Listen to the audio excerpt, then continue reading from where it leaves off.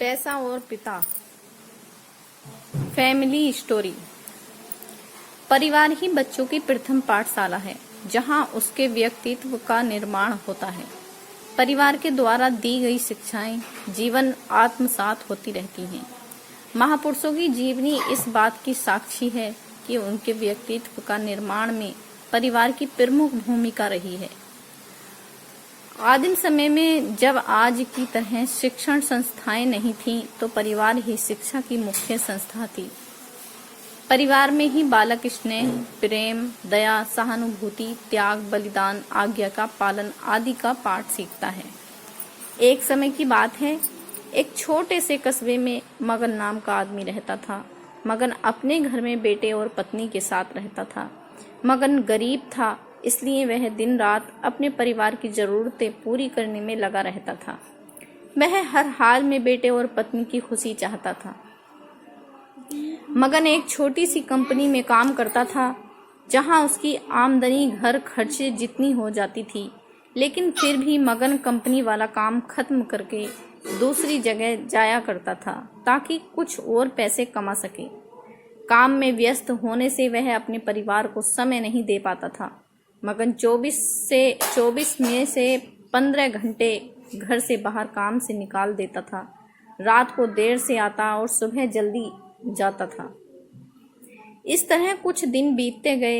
एक दिन मगन की पत्नी ने उससे कहा कि आप पूरे दिन काम करते हैं और हमें समय नहीं देते हैं।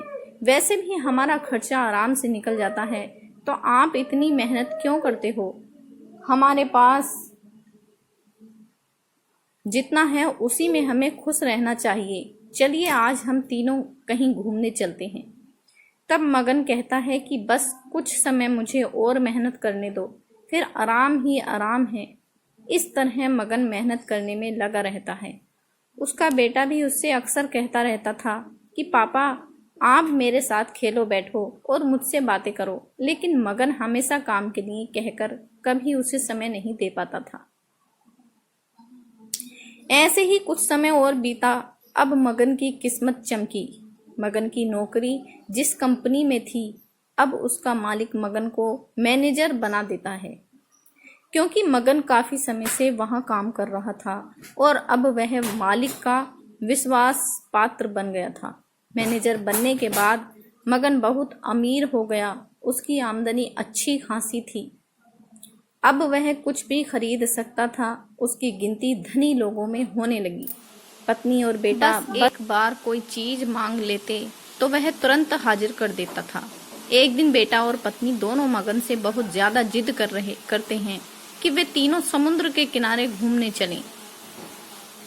मगन कहता है कि ठीक है, आज चलेंगे, लेकिन मुझे कंपनी में थोड़ा काम है, इसलिए तुम दोनों समुद्र के किनारे पहुंचो।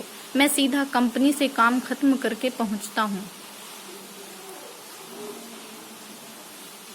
पत्नी और बेटा दोनों वहां चले जाते हैं। तभी समुद्र में बहुत बड़ी सुनामी आ जाती है और आसपास के लोगों को भी बहा ले जाती है। पत्नी और बेटा दोनों पानी में बह गए। जब मगन वहां पहुंचता है तो ऐसी हालत देख घबरा जाता है। उसने हर जगह देखा, लेकिन सब कुछ नष्ट हो चुका था। उसे यकीन हो गया कि उसकी पत्नी और बेटा भी बह गए। वो जोर जोर से रोने लगा और अपनी पत्नी की बात को याद करने लगा कि हमारे पास जितना है उसी में खुश रहना चाहिए और अपने परिवार के साथ खुशी के नए पल बनाने चाहिए, ताकि हम उसे हमेशा अपने दिल में संभाल कर रख सकें। पैसों का क्या है, कभी होंगे तो कभी नहीं होंगे। सीख इस चीज को कहते हैं, हमेशा अपने परिवार के साथ समय निकाल कर बैठना चाहिए।